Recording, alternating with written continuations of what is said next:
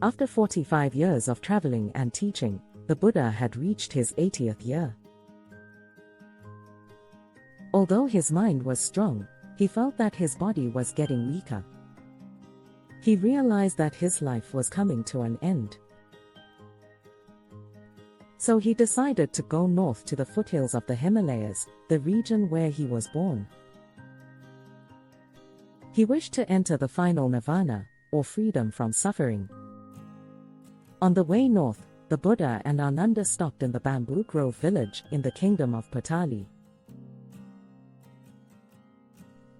The Buddha decided to stay there for the rainy season.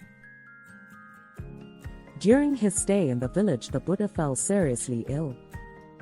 After he recovered, he told Ananda, "Ananda, by now the Sangha should know the way to practice, be able to check their practice and attain nirvana. I do not keep any secrets. With all my heart I wish the best for all the monks and nuns. I am an old man now. You should depend on yourselves. You should rely on the Dharma." In the morning, after eating, the Buddha went to the Pavastupa to meditate.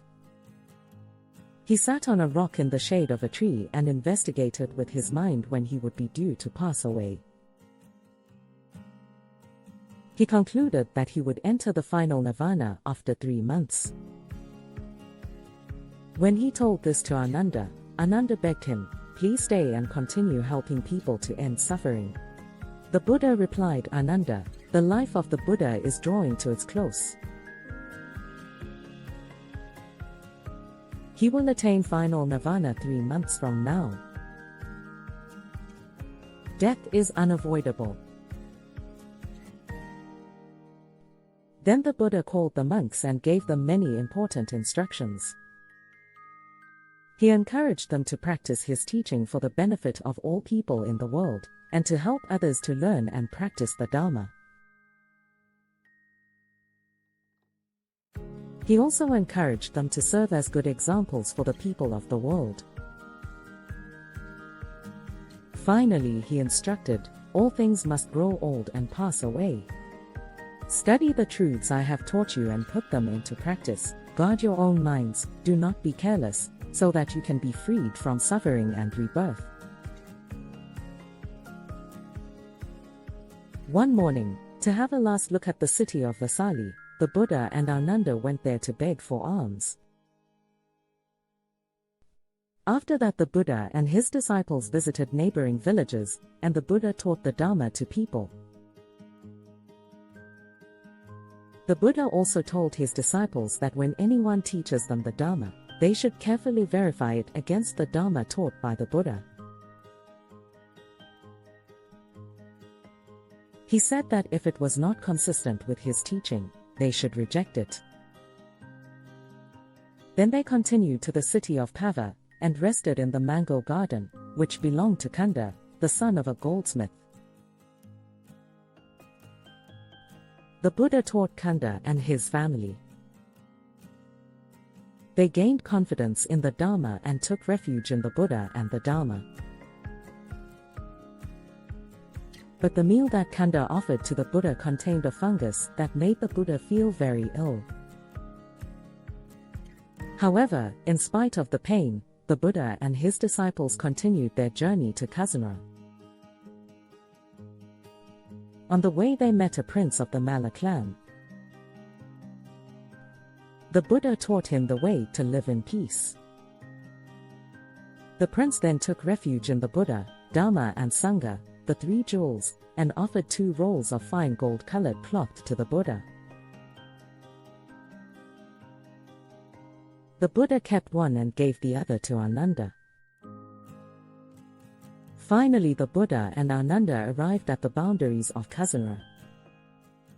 When they came to Salavana, a holiday resort of the royal clan of the Malas, the Buddha felt he could go no further.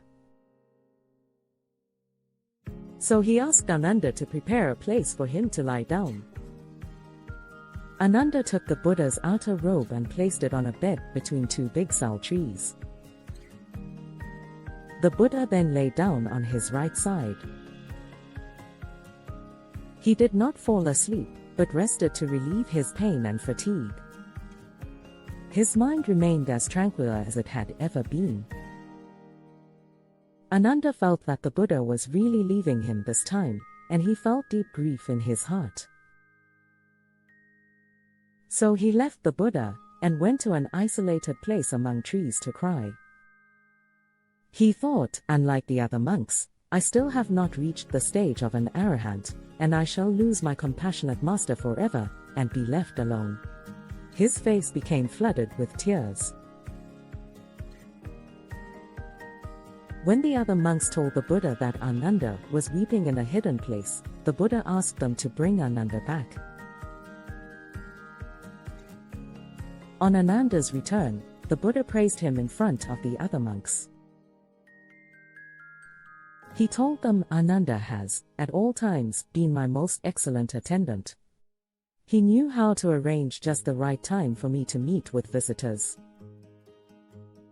He always treated all visitors well. Later, Ananda said to the Buddha, Lord Buddha, please do not enter nirvana in such a small and unimportant place. Please select one of the large cities, such as Rajagaha or Vaisali, and enter the final nirvana there. In those cities there are many rich and powerful people who are your disciples. They can take responsibility for your holy remains.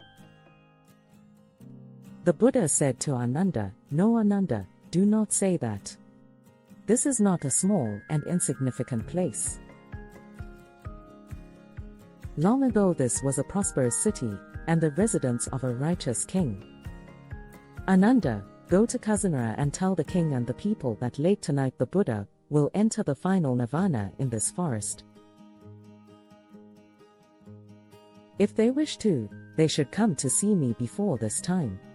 So Ananda went to Kazanara with several monks and told King Mela and his people what the Buddha had said. When the people of Kazanara learned that the Buddha was about to enter nirvana, they all felt very sad and cried. They said, it is too early for the Buddha to enter final nirvana.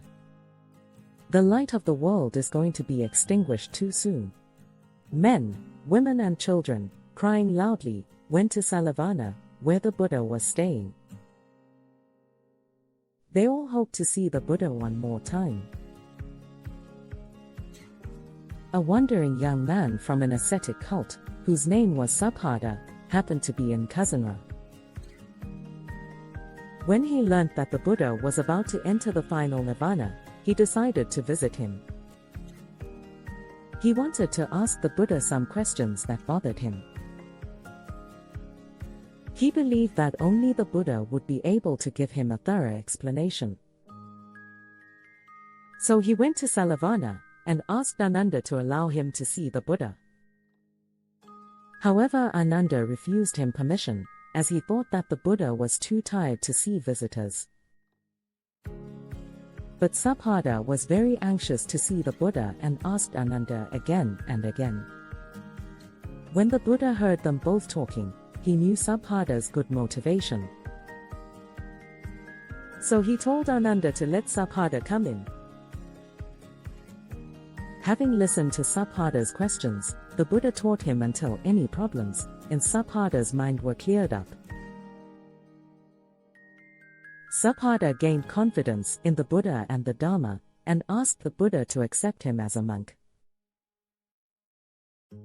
Thus Subhadra became the last person to be ordained by the Buddha. Later the Buddha gave the monks and nuns the last chance to ask any questions. He asked them if any of them still had doubts about the Buddha, Dharma, and Sangha. But none of them had any doubts about the triple gem. Finally the Buddha said to the monks, "Monks, this is the last time for me to talk to you. All things change. Work hard to gain your own salvation. The Buddha then entered into meditation, deeper and deeper, until his mind was purely balanced and steadily focused. And then he passed away. Thus, the Buddha, the Blessed One, had attained that final freedom known as nirvana. Soon after the death of the Buddha, a meeting of 500 arahants was held to collect together all his teachings. They were memorized and handed down from one generation of monks to the next. In this way, the teachings of the Buddha were not lost, and we can still hear them today.